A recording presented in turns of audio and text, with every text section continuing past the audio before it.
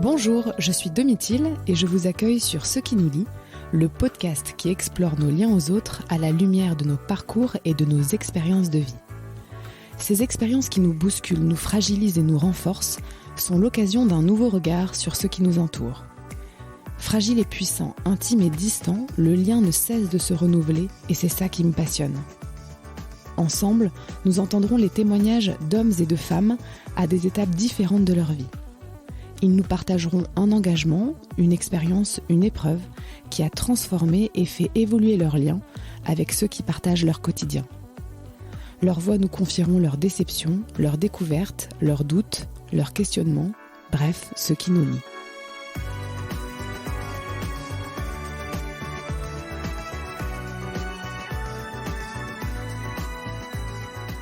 Devenir maman, ça donne le vertige, ça fait peur, ça bouscule. Et puis parfois, toutes ces émotions et sensations s'amplifient et nous envahissent pendant plusieurs longs mois. Notre relation avec notre bébé est plus difficile, au point qu'on se demande si on va y arriver ou si on va réussir à s'aimer. Parfois même, on préférerait disparaître. Il s'agit de la dépression du postpartum qui touche entre 15 et 30% des mères. Juliette a toujours eu le désir de fonder une famille avec son mari. Elle n'a aucune appréhension particulière à l'idée de devenir maman. Et pourtant, ce premier réveil à la maternité fait tout basculer. Telle une chape de plomb, l'angoisse lui tombe sur la tête. Ça y est, elle est maman, responsable de ce petit être pour toute sa vie. Sans se le dire, sans le comprendre tout de suite, c'est l'angoisse qui l'envahit et qui ne la quittera plus pendant plusieurs mois. Dans cet épisode, vous allez découvrir son chemin vers la guérison. Avec beaucoup de simplicité, d'humour et d'humilité, Juliette nous partage la force des liens avec son entourage. Ils l'aiment et la soutiennent, coûte que coûte, et elle avance malgré l'obscurité. Très bonne écoute.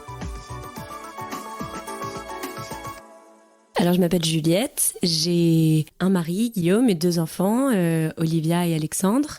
J'ai 35 ans et je suis commerciale, ou on peut aussi dire en anglais account manager, dans le domaine des services et du marketing et des études. Je suis arrivée à Bordeaux il y a bientôt 3 ans maintenant.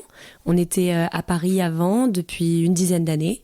On avait envie d'avoir une vie un peu plus smooth, d'avoir un peu plus d'espace pour les enfants, de vivre un peu le schéma grande maison, jardin, un peu retourner en province dont on est originaire tous les deux. Et du coup, Bordeaux s'offrait à nous avec tous ces avantages d'une très jolie ville, proche de la mer, proche de la montagne, proche de la Dordogne, de plein de belles choses. Et à quel moment, du coup, tu t'es sentie prête alors pour parler de toi, pour témoigner et pourquoi tu l'as fait alors ?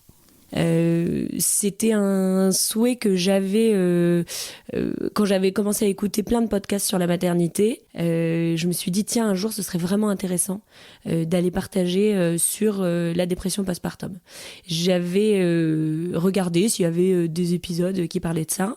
J'avais été un peu déçue du contenu que j'avais écouté parce que les témoignages que j'avais entendus étaient des témoignages qui ressemblaient pas du tout à mon histoire, pas dans les symptômes, parce que pour le coup les symptômes se ressemblaient beaucoup, mais dans les raisons, l'explication de pourquoi j'avais connu la dépression postpartum, je m'y retrouvais pas du tout dans les histoires des autres, et je trouvais que les histoires des autres avaient un côté très grandiloquent, très extraordinaire, c'était souvent lié à quelque chose de hyper précis qu'ils avaient retrouvé dans leur enfance ou dans autre chose, qui avait déclenché la dépression postpartum, là où moi, j'ai jamais mis le doigt sur une raison très précise, c'est un ensemble de facteurs et j'ai dû accepter qu'il n'y avait pas un événement déclencheur, mais finalement plein de paramètres qui avaient fait que j'avais vécu cette maladie. Et c'est ça qui m'avait donné envie de témoigner, dans le sens pour montrer peut-être une histoire un peu plus normale, un peu plus basique, un peu plus quotidienne, où il n'y a pas de coup d'éclat, mais c'est juste une histoire un peu banale, mais où comme ça les gens pourraient s'y retrouver un peu plus facilement. Alors justement, est-ce que toi tu avais déjà entendu parler de cette période du postpartum avant de tomber enceinte ? Non, en tout cas pas sous le terme postpartum, ça c'est sûr. Et peut-être les seules choses dont j'avais entendu parler, c'était l'allaitement, comment nourrir son bébé, comment le changer, et le sommeil de l'enfant. Voilà, des choses très pratico-pratiques sur quand ton enfant naît, quels sont les gestes au quotidien, tu vois. Mais en tout cas, pas sous le terme postpartum, je crois pas. Avant de tomber enceinte, quel regard tu avais justement sur la maternité ? Je dirais que Moi, je suis pas du genre à l'époque en tout cas, à me poser beaucoup de questions. Donc, je m'étais dit, moi, j'aurai forcément des enfants. Et du coup, on verra bien quand ça arrive, comment on avance. Donc, je me suis pas beaucoup posé des questions sur quelle mère j'allais être. L'image que j'en avais du coup, je me la suis forgée, je dirais, par rapport à ce que j'ai vécu avec ma maman, finalement. Et peut-être aussi au travers de mes sœurs. J'ai 4 sœurs. J'en ai à l'époque 3 qui étaient déjà maman quand moi je suis devenue maman.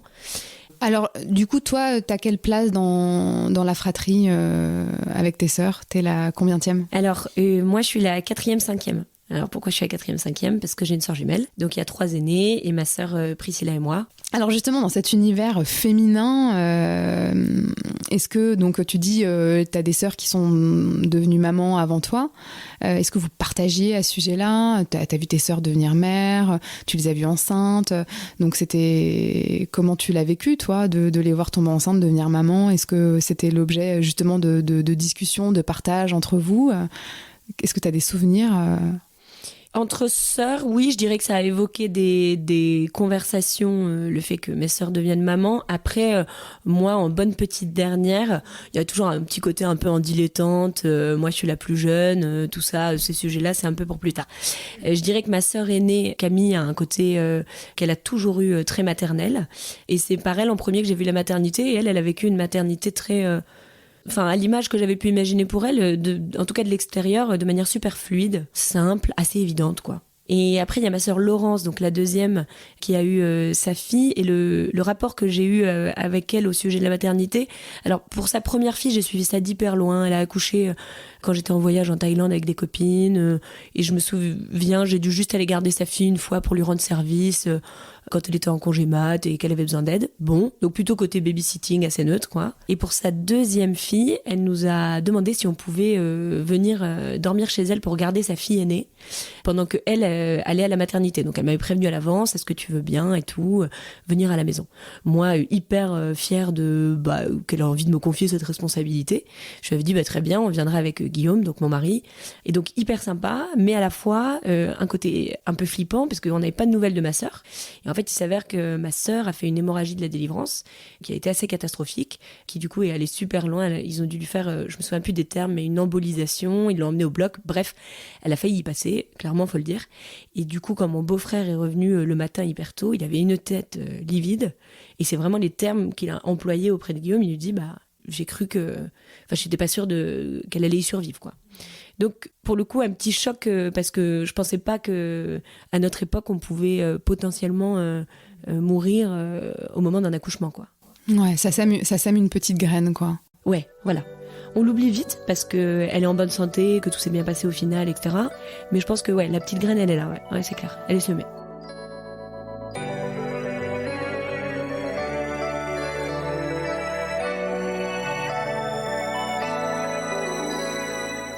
Et donc, tu as une sœur jumelle alors Donc ouais, j'ai une sœur jumelle, Priscilla, et on a une relation très proche depuis toujours. On s'est toujours très bien entendus. On allait à l'école ensemble, on n'était pas dans la même classe, on avait des activités en commun, mais aussi des activités séparées, et on avait beaucoup d'amis en commun, en gros. Et on a toujours beaucoup d'amis en commun. Et du coup, ça fait qu'on a beaucoup grandi ensemble, je pense dans le regard l'une de l'autre, sans forcément s'en rendre compte, parce qu'évidemment ça paraît hyper naturel et spontané.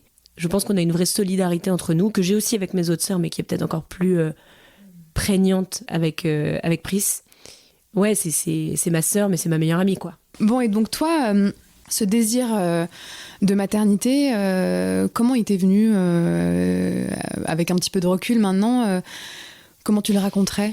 Je dirais que mon désir de maternité, il a toujours été là parce que dans ma tête, c'était un schéma obligatoire, quoi. Enfin, je sais pas, le mot obligatoire est un peu triste, faut pas dire ça, mais voilà, ça me semblait logique. Tu tombes amoureuse, tu te maries, parce que je suis dans une famille assez classique où on est quasiment tous... Enfin, on est toutes mariées, en tout cas avec mes sœurs. Et ensuite, quand t'es mariée, tu construis ta famille en ayant des enfants. Donc, en tout cas, le désir de base, il était ancré en moi de manière assez classique. Après, le moment où je me suis dit vraiment, on y va, maintenant, c'est maintenant qu'on le fait, quoi. je m'étais dit, à 30 ans, j'aimerais bien être maman. Et du coup, vers 29 ans, j'ai dit, allez, banco, c'est bon, tous les copains s'y mettent. J'avais déjà envie bien avant, quoi. Mais on va dire que là, je me suis dit, allez, go, c'est le bon moment, quoi. Et vous avez attendu longtemps alors? C'est arrivé vite?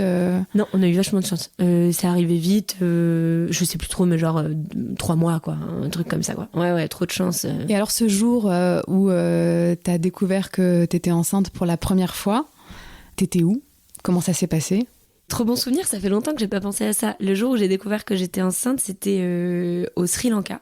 On était parti faire un voyage avec Guillaume et je pense qu'on était parti la veille parce que j'ai acheté mon test en France.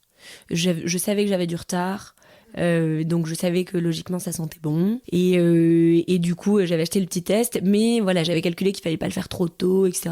Donc je m'étais dit c'est pas grave, je le ferai au Sri Lanka et évidemment j'étais réveillée à l'aube, excitée comme une puce.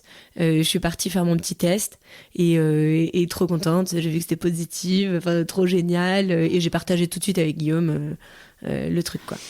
Vous êtes rentrés alors du coup de votre voyage. Se sont passées les semaines, les premiers mois de la grossesse. T'as vécu une grossesse plutôt facile, plutôt sereine, du coup, si j'ai bien compris. Oui, carrément. Si, grossesse sereine, avec la chance dans le suivi de toujours cocher toutes les cases de la moyenne, quoi. Tout va bien, le bébé il fait la bonne taille, toutes les échos, il n'y a pas de problème. Et j'ai continué jusqu'au bout à faire plein de trucs, à sortir avec les copains, à mener ma vie comme ma vie avant d'être enceinte, quoi. Avec une grenadine et pas de verre de vin, mais presque comme d'hab. Et alors, cette première naissance, le jour de l'accouchement... J'adore me remémorer ça fait trop longtemps. Le jour de l'accouchement, alors je suis allée boire un verre avec des copains. Je suis rentrée chez moi vers 22h, je me suis fait un gros plat de pâtes. J'ai dit à Guillaume, je sens que ça fait mal, à mon avis, il va peut-être se passer un truc. Là, il m'a dit, comme tout bon mec, non, pas ce soir, parce que demain, j'ai des réunions hyper importantes. Mais bien sûr. Donc, il me dit, non, à mon avis, franchement, tu sais, ça va pas être pour aujourd'hui. Ok, donc toi, tu es dans mon corps, tu sais, c'est parfait. On se couche, et franchement, je voulais même pas mettre en pyjama. Et Guillaume me dit, non, mais allez, mets-toi en pige, couche-toi, c'est sûr, c'est pas pour ce soir et tout. Donc je finis par me mettre en pyjama pour tout simplement me relever 1 heure plus tard en lui disant en fait là c'est bon, c'est genre tous les 10 minutes, je sais plus exactement, mais un truc d'un genre là, c'est genre tous les 10 minutes, donc tu peux te réveiller tout de suite, tu peux annuler tes réunions de demain et go, on y va. Et jusqu'au bout, mais mordicus, il s'est dit on va revenir à la maison. Pas du tout, on est arrivé là-bas, j'avais hyper mal, j'avais du mal à marcher de la voiture jusqu'à l'hôpital et tout, et donc effectivement on était déjà bien... C'était déjà bien ouvert, je sais plus du tout à combien, quoi qu'est-ce, mais c'était ok, on est parti en salle de travail. Et l'accouchement donc se passe plutôt de manière classique, pousser madame, tout ça. Guillaume avec moi, le personnel très sympa, très bien, pas de souci.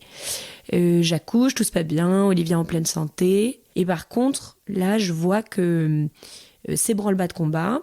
Je vois que la sage-femme va appeler quelqu'un, il y avait un téléphone dans la pièce, et je vois qu'elle va appeler, et elle me prévient, elle me dit, bon voilà, il y a une hémorragie, et moi je l'avais bien mis dans mon dossier, j'avais dit, attention, hémorragie de la délivrance dans ma famille, ma sœur qui en avait fait une, mais il y a plusieurs personnes dans ma famille qui en ont fait de manière beaucoup moins grave, mais qui en ont fait, et du coup je lui avais bien dit, s'il y a une chose qui me stresse, c'est juste ça. Donc ça manque pas, je fais l'hémorragie de la délivrance. Et ça s'arrête pas tout de suite. Et du coup, ils font venir, je sais pas combien de personnes dans la salle. Et c'est là que ça devient stressant, quoi. T'étais dans un petit cocon, il y avait pas trop de monde, tout d'un coup ça déboule, et il y en a quand même un qui arrive avec un truc qui ressemblait concrètement à la boîte à outils de mon papa. Un truc énorme sur roulette, et ils arrivent avec ça. Bon, tu te dis, franchement, ça fait un peu peur, quoi. Et puis, il s'avère que ça a marché, le médoc, je sais pas quoi, et que du coup, l'hémorragie s'est arrêtée. Donc aussi vite que le stress est venu, le stress est reparti. Mais c'est vrai que voilà, c'est pas des moments hyper sereins quand tu viens d'accueillir ton enfant, quand t'as envie de te réjouir, tu vois, tu peux pas te réjouir à ce moment-là, quoi. T'es dans l'action, il y a encore du stress. Et le vrai moment où on s'est réjoui, c'est quand tout le monde a fini par quitter la pièce, quand vraiment ils avaient, tu vois, tout était nickel. Et là, on s'est mis à pleurer, quoi. Là, ça y est, on était tous les trois. Il y a un côté hors du temps à ce moment-là, ouais. Qui est assez génial, enfin qui est assez exceptionnel. Bien sûr. Donc vous restez quelque temps en salle de naissance et puis assez rapidement, en fait, tu rejoins ta chambre à la mat. Est-ce que Guillaume vient avec toi? Comment ça se passe? Guillaume va partir assez vite parce que du coup, le temps que je remonte dans ma chambre et tout, il est déjà genre 20h, 21h. Donc il m'apporte à manger, des petits trucs qui me faisaient plaisir, un petit coquin, un machin du distributeur. Et puis il part dormir à la maison. On s'était vraiment mis d'accord sur le fait que le but, c'est que lui, il se repose pour quand on allait arriver à la maison. Donc voilà, que moi j'étais à l'hôpital avec Olivia, qui venait nous voir évidemment pendant la journée, mais qu'il n'y avait aucun intérêt à ce qu'il passe ses nuits mal installé sur un fauteuil avec nous. Donc je suis avec Olivia, et puis là, très sympa, il me propose de prendre Olivia pour la nuit, parce qu'ils disent vous avez quand même perdu pas mal de sang, vous êtes fatigué, donc si vous voulez, on vous la prend à la nurserie et on vous la ramène demain matin. Ni une ni deux, honnêtement, je saute sur l'occasion. Et je dis ok, oui, bien sûr. Et je pense que je me suis endormie illico et je me suis réveillée quand ils me l'ont ramenée à 6h du mat, exactement dans la même position. Je n'avais pas bougé. Et j'ai jamais dormi, je pense, d'un sommeil de plomb pareil. Je pense que j'étais épuisée, en fait, juste, et que du coup, j'ai tout débranché. Le fait qu'ils me la prennent, du coup, j'ai tout débranché, quoi. Et comment ça se passe alors quand tu te réveilles le matin? Comment tu te sens ce matin-là? Ce premier matin finalement à la maternité? Mais je pense que directement, je me sens pas forcément hyper bien. Alors, ce sera pas du tout aussi prononcé, je le dis comme ça aujourd'hui parce que j'ai du recul. C'était pas du tout aussi clair sur le moment. Sur le moment, j'avais l'impression que je me sentais bien. Mais en fait, dès ce moment-là, je ressens une angoisse d'être maman. Et pas une angoisse de pas savoir m'occuper d'Olivia. Parce que je pense que j'ai conscience que j'ai la tête bien faite. J'ai été formée, entre guillemets, à changer des couches, donner des biberons ou tenter l'allaitement, enfin tout ça. Donc je m'inquiète pas sur le côté pratique de savoir s'occuper d'un enfant et de répondre à ses besoins. Par contre, sur le côté émotionnel, c'est là que j'ai vachement peur. Et moi, en fait, j'avais projeté la grossesse, pendant la grossesse, le fait que, en un instant, dès qu'Olivia allait arriver, ça y est, je serais maman, et qu'on serait hyper proches, et que je la connaîtrais, et que voilà, on aurait tout de suite un lien, puisqu'on est là pour parler du lien aujourd'hui, et qu'on aurait tout de suite un lien de dingue, quoi. Enfin, genre, je suis ta maman, t'es ma fille, on se kiffe, on s'aime, voilà, quoi. Vous alliez vous reconnaître? Ouais, et bah pas du tout. Et en fait, alors, je crois que c'est très personnel, parce qu'il y en a qui ont vraiment un coup de foudre avec leur enfant tout de suite, une connexion de dingue. Il y en a qui ont ça avec tous leurs enfants, il y en a qui l'ont que avec certains. Bon bref, il y a vraiment tous les cas de figure. Moi, en l'occurrence, c'était pas Olivia que j'avais projeté, quoi. Enfin, c'est l'être vivant à côté de moi dans ce petit couffin de la maternité. C'était pas la petite fille que j'avais projetée, et c'était une inconnue, en fait. Et cette inconnue, du coup, comme il n'y avait pas tout cet amour tout de suite, hyper spontané, hyper présent, et du coup, je voyais uniquement le poids des responsabilités qui m'incombaient et le côté très définitif. C'est-à-dire, en fait, t'es maman, maintenant, c'est pour toute la vie. C'est-à-dire que t'as pas le choix. Alors, toute cette réflexion-là, je me la suis faite au fur et à mesure. Je me le suis pas faite à J1 à la maternité. C'était pas élaboré comme de cette manière-là Pas du tout. Mais voilà, je pense qu'en tout cas, c'est ça qui m'est tombé dessus. C'est cette grosse responsabilité. Comment je vais offrir de l'amour à cet enfant? Et il va falloir que je m'en occupe toute ma vie. Bien sûr, mais c'est vertigineux quand y penses. Ouais, et même là, quand je te le dis, je ressens le vertige à nouveau que j'ai pu ressentir à ce moment-là. Et du coup, hyper dur de dormir directement. Alors l'allaitement, ça n'a pas pris. Bon, ça, j'avais pas beaucoup d'expectatives sur l'allaitement. Donc bon, ça prend pas, ça marche pas, ça me fait super mal, j'arrête le truc. Et j'arrête le truc aussi parce que je dis à Guillaume, je veux pas qu'elle dépende que de moi. Le fait de devoir, que toutes les 3 heures elle ait besoin de moi pour manger, ça veut dire que j'aurai aucun répit. Ça veut dire qu'elle dépend de moi pour vivre émotionnellement, mais aussi vivre physiquement, donc pour se nourrir. Et ça, c'est pas possible en fait. Ça, c'est trop flippant. Et c'est vraiment, je pense, le truc, en plus de la douleur et tout ça, qui m'a fait arrêter illico presto. Ouais, au bout de 24-36 heures, l'allaitement, quoi. T'as besoin d'être à 2, quoi. À 2 pour... Ouais, j'ai besoin de me dire qu'il y a un backup. Que si je fais défaut, elle aura quelqu'un.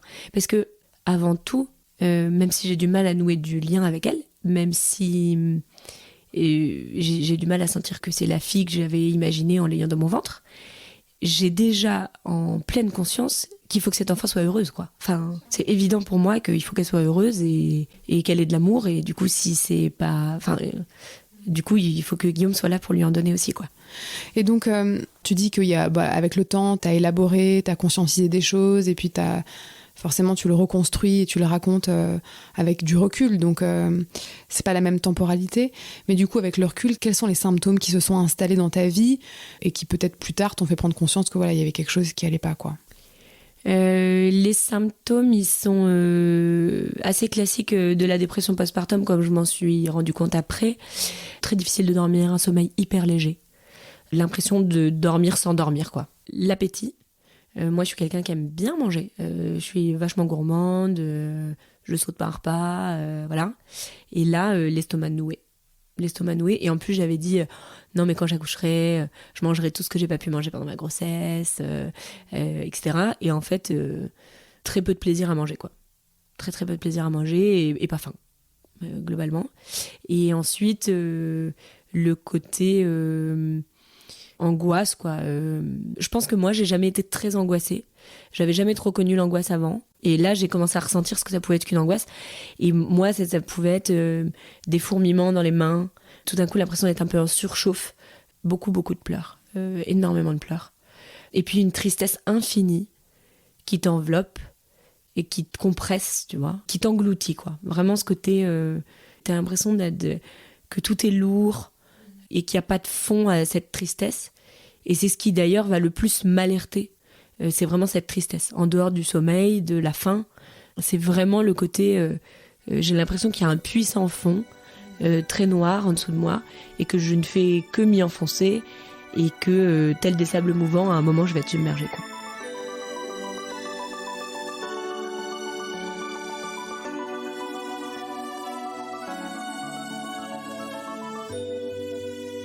Et à quel moment alors tu te décides à le confier, à en parler à quelqu'un? Est-ce que tu restes seule longtemps avec cet état-là? Ou est-ce que très rapidement tu en fais part, peut-être à Guillaume ou à quelqu'un d'autre? À la maternité, j'étais dans un espèce de cocon. Il faisait chaud, les gens viennent tout le temps te voir pour savoir si ça va. Tu vois, t'as toujours des sages-femmes, des puéricultrices, des médecins qui passent, qui viennent vérifier que tu vas bien. Je me sentais hyper pris en charge, du coup le poids de la responsabilité était beaucoup moins fort. Du coup je pense qu'à ce moment-là j'en ai quasiment pas parlé. Et par contre quand on rentrait à la maison, c'est vraiment la dégringolade, quoi. Très vite je me sens vraiment mal. J'avais même pas envie de rentrer. Alors que Guillaume avait tout hyper, enfin, il est venu nous chercher, il avait tout hyper bien préparé, on a fait des courses pour justement se faire plein de produits que j'avais pas pu manger pendant la grossesse, donc trop sympa. Mais tout de suite, je prends pas de plaisir et tout, donc je le dis très très vite à Guillaume parce qu'en fait, moi, je suis pas quelqu'un qui sait beaucoup cacher ses émotions, donc je pense que Guillaume il l'a su tout de suite. Et puis, je me souviens pas quand, mais je pense que j'ai dû appeler ma sœur jumelle très très vite. Et qu'est-ce que tu lui dis alors ce jour-là? Je lui dis ça va pas, quoi. Ça va pas, je suis pas bien, j'ai peur, je suis hyper triste, je suis complètement déstabilisée et cette tristesse elle est super forte et je sais pas comment m'en sortir, quoi. Et je pense que ça je lui dis très vite. Et elle alors comment elle le reçoit? Qu'est-ce qu'elle te dit à ce moment-là? Alors d'abord, elle est hyper présente, elle est hyper attentionnée, hyper réactive, on va dire, dans le sujet. Et elle va beaucoup m'écouter. Je pense que la difficulté pour elle, c'est qu'elle n'avait pas d'enfant à l'époque. Donc clairement, elle ne pouvait pas me répondre de ce que c'était que l'expérience de la maternité et de comment le partager avec moi. Pour autant, elle était très positive. Et très ça va bien se passer, je suis là, je t'écoute, et très à essayer de répondre à toutes mes interrogations, tu vois, me dire que ça va aller, voilà, vraiment d'être là pour me rassurer. Je pense que c'est ça le mot. Ensemble, quoi. Ouais. Et c'est marrant parce que Guillaume à l'époque du coup essaye vachement de m'aider aussi et on parle énormément évidemment, mais il a du mal à me rassurer. C'est-à-dire qu'il est là, je sens qu'il est là, je sens que c'est un pilier et ça va être fondamental dans le fait de guérir et dans le fait de me sentir soutenue. Donc je ne veux surtout pas sous-estimer, amoindrir l'importance qu'il a eue, et qu'il a toujours dans ma vie évidemment, mais en tout cas qu'il a eu à ce moment-là, dans ma guérison, etc., dans le passage de cette maladie. Mais il était très dur pour lui d'avoir des mots qui me rassurent. Donc il était là, je pouvais m'épancher autant que je voulais, mais sur la réponse qui était donnée, il avait du mal à me rassurer. Là où Pris arrivait totalement à me rassurer. Je sais pas comment, par son ton, par sa présence, par le fait de je te lâcherai pas, par le fait de mais si tu peux y arriver, je sais pas, mais en tout cas elle avait les bons mots pour m'aider. Et alors du coup, comment ça se passe? Parce que donc tu commences à en parler, à te confier donc à ta sœur, tu partages avec Guillaume ce que tu ressens. Est-ce qu'à un moment donné, tu vas consulter, tu vas rencontrer un médecin, tu vas voir ton gynéco? Est-ce qu'il y a un moment comme ça où ça se formalise et où le mot, dépression du postpartum est posé? Et est-ce que si c'est le cas, ça change quelque chose pour toi? Alors tout se passe globalement hyper vite parce qu'il y a vachement de différences de cas de dépression postpartum maintenant pour avoir pas mal lu sur le sujet. Moi en l'occurrence c'est vraiment ça dégringole quand j'arrive à la maison. Je vais en parler à ma maman notamment avec qui je vais échanger sur le sujet et qui va se mettre vachement en mode action et qui va me dire écoute j'ai vu des assos, j'ai vu des trucs, vas-y appelle et tout. J'appelle en l'occurrence une association et je vais pas du tout avoir une réponse qui va m'aider parce que ça fait que 10 jours que j'ai accouché et la personne que je vais avoir au téléphone, qui je pense devait pas être bien formée malheureusement, certainement pleine de bonne volonté mais pas très bien formée, me dit ah bah non mais ça fait que 10 jours. Oh bah attendez un peu, hein, parce que là c'est peut-être juste un baby blues un peu prolongé. Ok, merci. Alors moi, là, présentement, j'ai envie de me jeter par la fenêtre. Et donc toi, tu me réponds, attends un peu. Donc j'ai raccroché, évidemment, sans rien dire. J'ai dit oui, merci, au revoir. Mais là, je me suis dit, bah, c'est pas là que je vais trouver la solution. Et donc, je sais plus si c'est maman qui m'en avait parlé ou autre personne et qui me dit, mais va à la PMI. Moi, je connaissais pas du tout les PMI, parce qu'avant d'avoir un enfant, globalement, je pense qu'on connaît pas trop les PMI. Et du coup, je vais dans ma PMI de quartier, dans le 17e, à Paris. Et là, évidemment, manque de peau. Ah bah non, la psychologue, madame, elle est pas là les vendredis. Elle est là que les lundis. Donc revenez lundi. Je dis, ah non. Moi là, je suis au 36e dessous, je reviens pas lundi. Est-ce que quelqu'un peut me voir? Donc très gentiment, je crois que c'était une puéricultrice qui m'a reçue. Et je lui dis, bah non, mais vraiment, ça va pas du tout. Moi, j'ai besoin de voir quelqu'un. Et je reprends cette expression, mais parce qu'elle est très vraie. J'avais vraiment envie de me jeter par la fenêtre. J'y ai vraiment concrètement pensé. Donc c'était très réel, quoi. Donc je me dis, je peux pas attendre un week-end, ça marche pas comme ça. Là, c'est des situations qu'on voit pas souvent, mais c'est là qu'on se dit, bah non, il y a une vraie urgence et je peux pas me contraindre aux horaires de la société, quoi. Ça marche pas comme ça, quoi. Et du coup, très gentiment, elle me dit, écoutez, il y a un généraliste pas loin, allez-y, il prend son rendez-vous, au moins il pourra peut-être vous donner de quoi vous aider un petit peu et vous trouver quelqu'un qui va pouvoir vous aider. Je vais chez le généraliste, j'ai entre-temps ma belle-sœur qui est arrivée, qui me soutient, donc ça c'est sympa parce que j'ai du mal à être seule dans ces moments-là et qui du coup va aussi pouvoir gérer Olivia. Et on se retrouve dans la salle d'attente du généraliste, méga glauque à souhait. Et en plus, ce vendredi-là, grève des généralistes en France, donc ce qui n'arrive jamais, hein. Donc salle d'attente complètement rata blindée, trop de monde et tout. Donc ma belle-sœur finit par partir avec Olivia parce que j'avais pas pris le biberon, je pensais pas que ça allait durer autant de temps, donc j'avais pas pris ce qu'il fallait. Donc je me retrouve seule à attendre, je finis par voir ce généraliste à qui j'explique un peu toute mon histoire. Je me dis mais il a pas l'air du tout de s'intéresser à ce que je suis en train de lui dire, il était hyper froid et en plus à un moment il prend son téléphone et il sort de la salle. Je me dis mais trop bizarre, mais dis-le si je t'intéresse pas. Et en fait pas du tout, évidemment. Comme beaucoup de médecins, très peu communicants, mais en fait, il était parti appeler une psychiatre qu'il connaissait bien, une collègue, et il m'avait pris un rendez-vous pour le soir même. Hyper efficace. Et j'avais rendez-vous à 19h30 chez la psychiatre. Du coup, je retourne chez moi, je passe mon après-midi, mais déjà j'avais cette petite graine de confiance de me dire ce soir, je vais pouvoir parler avec quelqu'un et qui va peut-être pouvoir me trouver une solution. Ouais, puis on m'a pris au sérieux, quoi. On m'a entendu, on m'a écouté, et c'est du sérieux. Et c'est du sérieux. Et en fait, c'est parce que moi, j'avais essayé pendant ces 10 jours. Alors, 10 jours, ça paraît pas beaucoup, mais en fait, 10 jours, quand on est mal, c'est énorme. C'est très long. Et du coup, je vais chez cette psychiatre, pardon. Et je suis en fait en miettes quand j'arrive chez elle. Donc je vais pleurer, je crois, toutes les larmes de mon corps. Je sais même pas ce que je lui raconte. Honnêtement, je crois que je décharge tellement de choses à ce moment-là que je n'ai aucun souvenir de dans quel sens je lui ai raconté, combien de temps ça a duré, je sais pas. Et elle me dit, on va vous mettre sous antidépresseur on va vous mettre sous anxiolytique, vous prenez les médicaments dès ce soir, vous pouvez prendre des somnifères parce que là vous êtes vraiment en manque de sommeil, donc ça n'aide pas à processer tout ce qui vous arrive. Voilà, vous pouvez aller acheter tout ça dans une pharmacie de garde et on se revoit la semaine prochaine et on va se voir plusieurs fois dans la semaine. Enfin, en gros, je vais vous prendre en charge. Alors, elle n'est pas très sympa, cette psychiatre, elle n'est pas très agréable. Je vais la voir pendant longtemps, du coup. Ah ouais. Pendant combien de temps tu vas la voir ? Je vais la voir pendant quasi 1 an. Ok, toutes les semaines ? Ouais, alors au début, on se voit genre 3 fois par semaine. Et puis après, ça va être toutes les semaines, après toutes les 2 semaines, etc., etc. Et voilà, ça n'a jamais été quelqu'un de très sympathique, donc je n'allais pas dans un cocon. Par contre, elle m'a apporté beaucoup de clés, puisque du coup, donc elle ne faisait pas que, évidemment, les médicaments pour qu'on se soit vu autant, elle faisait tout le suivi. Et elle m'a apporté beaucoup dans ma réflexion et dans ma guérison, évidemment.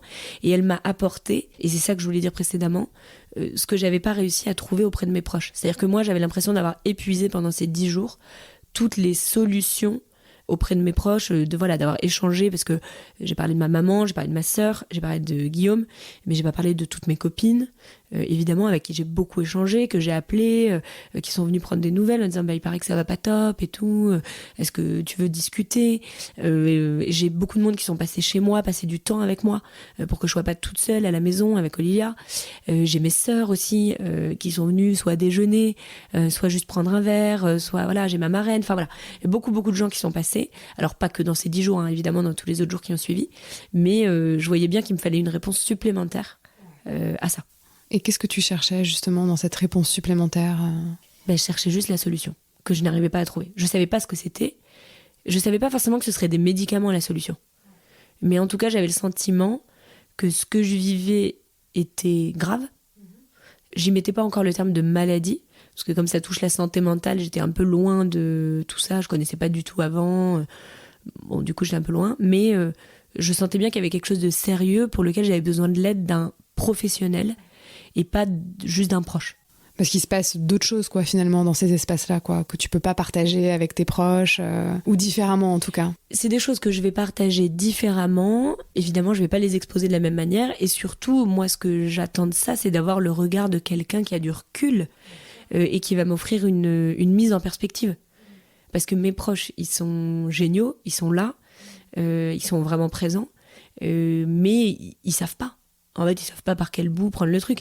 Et même mon père, qui est médecin, mais qui n'est pas du tout médecin psychiatre, qui est radiologue, donc rien à voir, me l'avoue à un moment, il me dit je suis perdu, je sais pas comment t'aider.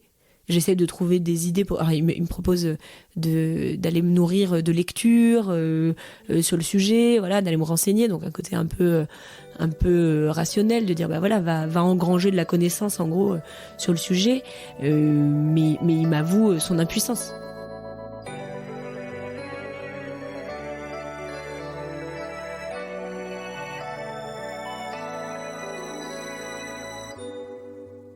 Oui, parce qu'à ce moment de ta vie, finalement, donc tu souffres beaucoup. Est-ce que, je pense à ta sœur jumelle, par exemple, avec qui tu échanges régulièrement et qui fait vraiment partie de ton quotidien et à qui tu partages tout un tas de choses, est-ce que ton lien avec elle, t'as l'impression que ça l'a renforcé ? Parce que c'est vrai que parfois, on peut imaginer aussi que justement, quoi, quand on voit ceux qu'on aime le plus au monde souffrir, ça peut presque pas t'éloigner, tu vois, mais c'est tellement difficile à supporter que parfois la seule solution, c'est de détourner un peu le regard. Comment ça s'est passé entre vous, justement, dans votre lien, quoi, dans votre relation ? J'ai jamais senti qu'elle pouvait me faire défaut dans ce qu'il était en train de m'arriver. J'ai toujours senti qu'elle serait là. Après, la difficulté que j'ai pu avoir et qu'elle aussi a pu avoir, c'est qu'il s'avère que du coup, elle est tombée enceinte au moment où j'ai accouché, grosso modo. À la fois, t'as envie de tout lui lâcher et de reposer sur elle, et à la fois, t'as envie de la protéger. Là où il y a une personne où ça a vraiment renforcé notre lien, c'est Guillaume. Ouais. Alors justement, comment il a réagi, lui, Guillaume, au début, tu vois, quand les premiers symptômes s'installent ?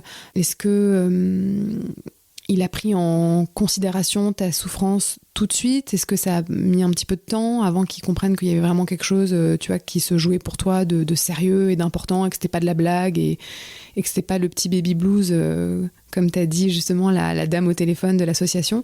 Comment ça s'est passé entre vous au début ? Guillaume, il a été hyper compréhensif. C'est vraiment une de ses qualités et que j'avais peut-être effectivement moins découvert avant. Donc ça faisait à peu près 3-4 ans qu'on était mariés, quoi. Et avant d'être mariés, on était ensemble depuis 3 ans. Donc voilà, on va dire que ça faisait 7 ans qu'on se connaissait, donc on se connaissait quand même déjà bien. Mais on n'avait jamais traversé une épreuve comme ça ensemble.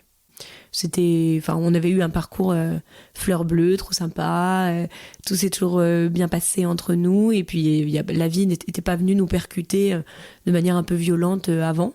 Donc c'était, j'ai envie de dire, notre première épreuve. Donc je l'ai découvert hyper compréhensif. Et du coup, il a pris au sérieux les questions que je me posais et l'angoisse qui pouvait m'habiter. Donc ça, il l'a vraiment pris au sérieux. Donc ça, c'était super agréable, parce qu'il a eu un vrai répondant là-dessus. Ouais, c'est fort, quoi, parce qu'en fait, tout de suite, t'es écouté, quoi. Ouais. Vraiment, il n'a pas dit arrête. Non, vraiment, il a été super. Après, là où, et ça, c'est vraiment son caractère, et je pense qu'il se rendait pas compte à quel point j'étais pas en maîtrise, c'est que lui, il a pris ça vraiment comme un challenge, et on peut y arriver, tu vas y arriver, allez, on se dit que ça va le faire, genre un peu la méthode de la visualisation, quoi. On va visualiser que ça va super bien se passer, et je suis là avec toi, et comme ça va aller, et tu vas te remettre super vite. Et c'est juste là où j'ai dû, moi, lui expliquer, lui dire non, mais en fait, là, je suis tellement bas que on va pas régler le truc fils à fils, quoi. On peut pas le régler comme ça en 2 secondes. Ça va prendre du temps, ça va être complexe, et c'est pas juste parce que je me dis que ça va aller que ça va aller. Et ça, faire comprendre ça à l'autre, c'est très dur, parce que évidemment que l'autre, quand il a envie d'aider, avec Guillaume ou toute autre personne, il va essayer de te cheer up, allez, ça va le faire, machin. Et comme il est pas dans tes baskets, il peut pas comprendre, et c'est juste là où j'ai dû lui faire comprendre que c'est un peu plus complexe, quoi. Et ça a été difficile, justement, de faire comprendre le fait que c'était au-delà de ta volonté, finalement. C'était pas une histoire de volonté. Auprès de Guillaume, je pense que comme on communique vraiment beaucoup, donc je pense qu'il a compris quand même assez vite, même si c'était pas lui, sa nature, on l'aurait pas poussé dans ce sens-là, mais je pense qu'il a compris assez vite. Auprès des autres, ma sœur, aucun souci, elle a très vite compris que ça allait être compliqué. Mais auprès des autres, je pense que ça s'est fait petit à petit. Mais comme moi, je me rendais pas du tout compte que ça allait durer aussi longtemps, que ça allait être un chemin aussi long. Et puis j'ai envie de dire, fort heureusement que tu te rends pas compte que ça va être aussi long. Parce que si on te dit t'en as pour 1 an... Et d'ailleurs, c'est un des trucs que j'ai retenu de cette maladie, du côté angoisse, en fait. En gros... ça va paraître évident, parce que peut-être il y en a beaucoup qui l'avaient découvert bien avant moi, mais moi je l'avais pas du tout découvert.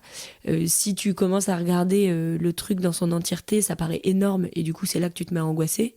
Donc typiquement, si tu commences à te dire mon enfant, en fait c'est pour toute la vie, je vais devoir m'en occuper toujours, et voilà, et c'est pour ad vitam aeternam grosso modo, et ben c'est là que tu te mets à paniquer.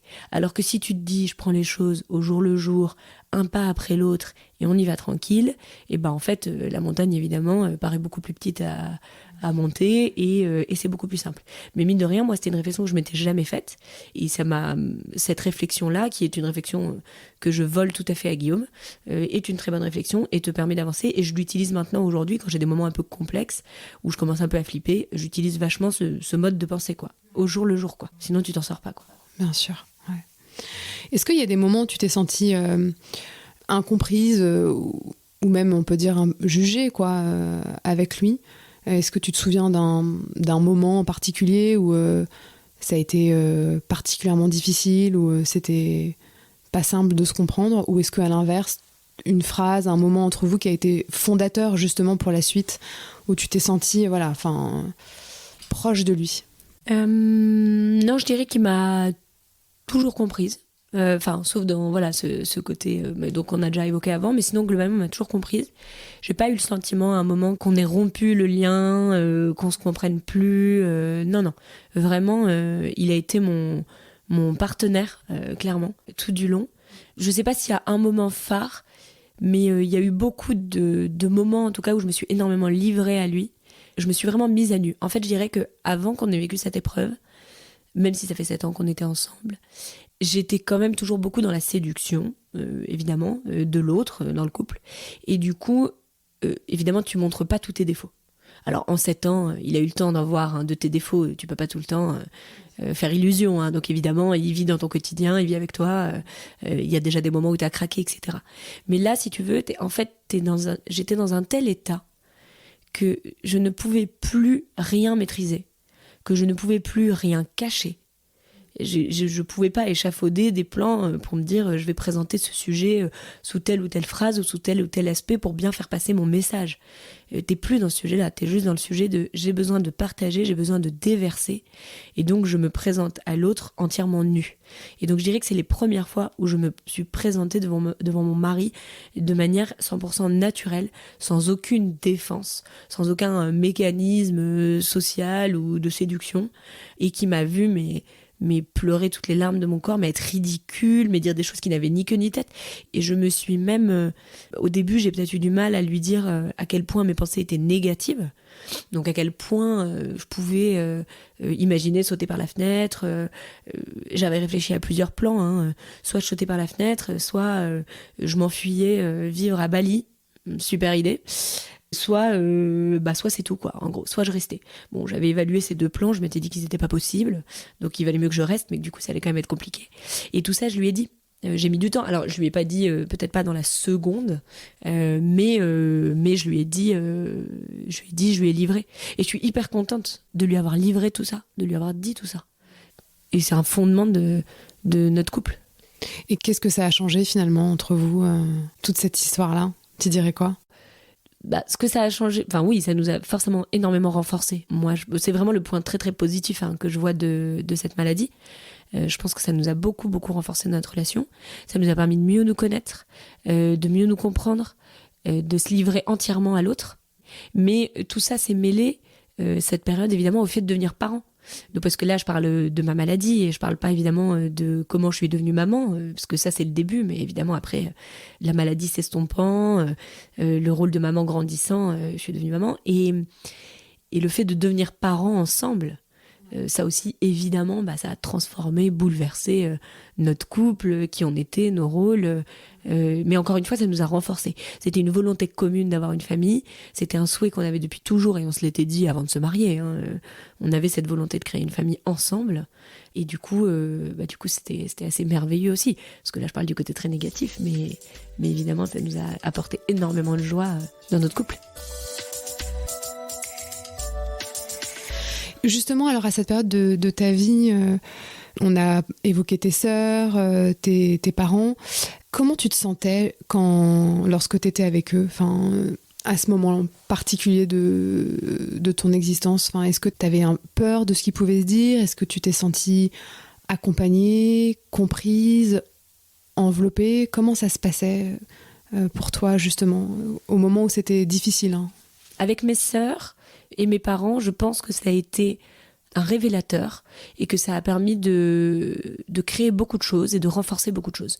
Avec mes sœurs, c'est plus léger, mais quand même, ça nous a permis d'approfondir nos liens et ça nous a permis, ça m'a permis de passer avec elles de la relation d'enfant à la relation d'adulte.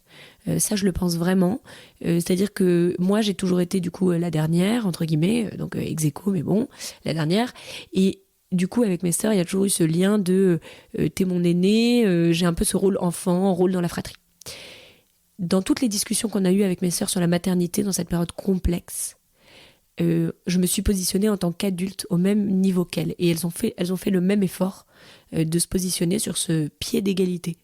Et donc, je dirais quand même que cette maternité, tout ce qui s'est passé a amené qu'aujourd'hui, moi, je me sens plus légitime à leur parler sur le même pied, quoi, à pied d'égalité. Puis ça a renforcé évidemment parce que je pense que je m'étais jamais autant livrée auprès de mes sœurs, et c'était encore une fois une mise à nu, et elles, ça les a amenées aussi à se mettre un peu plus à nu en conséquence, et du coup ça a renforcé ça. Pour autant, je suis dans une famille où en temps normal on ne livre pas beaucoup ses sentiments.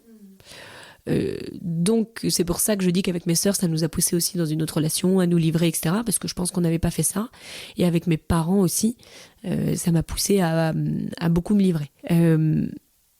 Avec ma maman, je lui en ai voulu parce que bon, évidemment, on trouve toujours un petit truc qu'on peut reprocher à ses parents. Mais je lui en ai voulu parce qu'en gros, elle est pas venue à la maternité tout de suite. En fait, sur le moment, j'ai rien dit parce que dans ma famille, c'est un peu enfin, on fait pas trop de sentiments. Donc je dis oui, bah ok. Mais avec du recul, ça m'a beaucoup manqué. En fait, ça m'a beaucoup manqué qu'elle vienne pas. Et le fait qu'elle soit pas là pour me montrer comment faire, je pense que ça m'a beaucoup manqué. Alors, je veux pas trop lui reprocher parce qu'elle a fait comme elle a pu et qu'elle a fait ce qui lui a semblé bon à ce moment-là et que je sais que aucunement elle voulait me faire défaut à ce moment-là et qu'elle pensait vraiment pas que c'était important. Sinon, elle serait venue. Donc, c'est pour ça. Je veux pas trop lui reprocher, mais je pense que ça a beaucoup... Et encore aujourd'hui, ça m'émeut de le dire. Ça m'a manqué.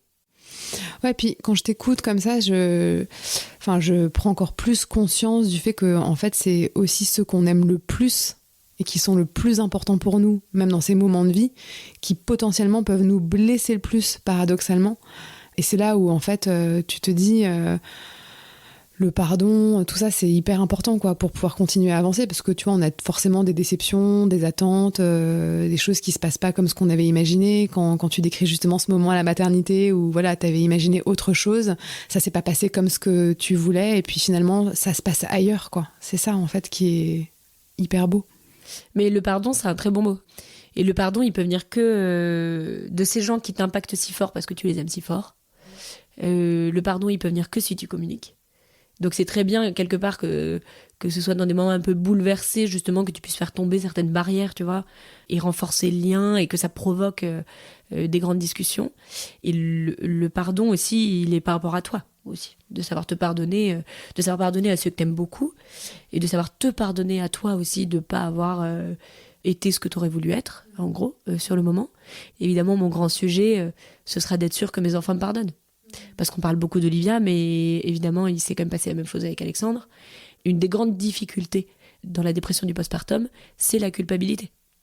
Et c'est la culpabilité de dire qu'on fait pas assez bien, qu'on donne pas assez d'amour, que oh mon Dieu, mais il me voit dans cet état-là, est-ce que ça va le traumatiser à vie et que plus grand il aura des fêlures à cause de moi parce que lors de ses premiers mois de vie j'ai pas été assez là. En plus on te baratine en permanence de ces mois sont tellement importants pour le bébé que d'autant plus t'es pétrifié de te dire mince, est-ce que j'ai fait une boulette, est-ce qu'il va s'en souvenir et tout.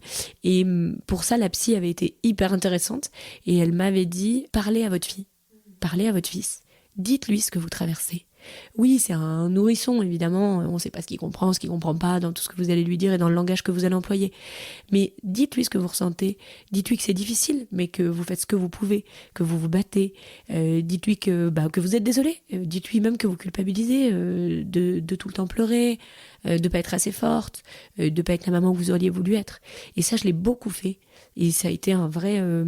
ça a été salvateur, quoi. C'était un vrai relâchement, c'était vraiment important. Et je suis très contente de l'avoir fait. Aujourd'hui, je suis hyper à l'aise avec mes enfants, on a une super relation. Mais vraiment, la seule chose que j'espère, c'est qu'un jour, ils pourront venir me parler de ça s'ils en ont besoin, de cette période, s'ils ont des questions à me poser, qu'on pourra en discuter ensemble, et que les réponses... que je leur apporterai leur permettront de me pardonner cette défaillance, quoi, qui n'est pas de ma faute, mais qui quand même forcément les a bouleversés.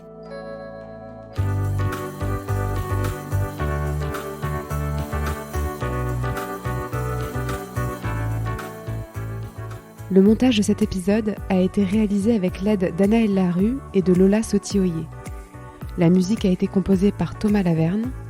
Je suis Domitille Tassin et vous écoutez Ce qui nous lie, le podcast qui raconte l'évolution de nos liens au gré de nos parcours de vie. Pour soutenir Ce qui nous lie, n'hésitez pas à vous y abonner, lui mettre 5 étoiles ainsi qu'un commentaire, c'est vraiment ce qui m'aide le plus. Je vous retrouve toutes les 3 semaines pour un nouvel épisode. Car le salut c'est le lien, et sans le lien, il n'y a rien.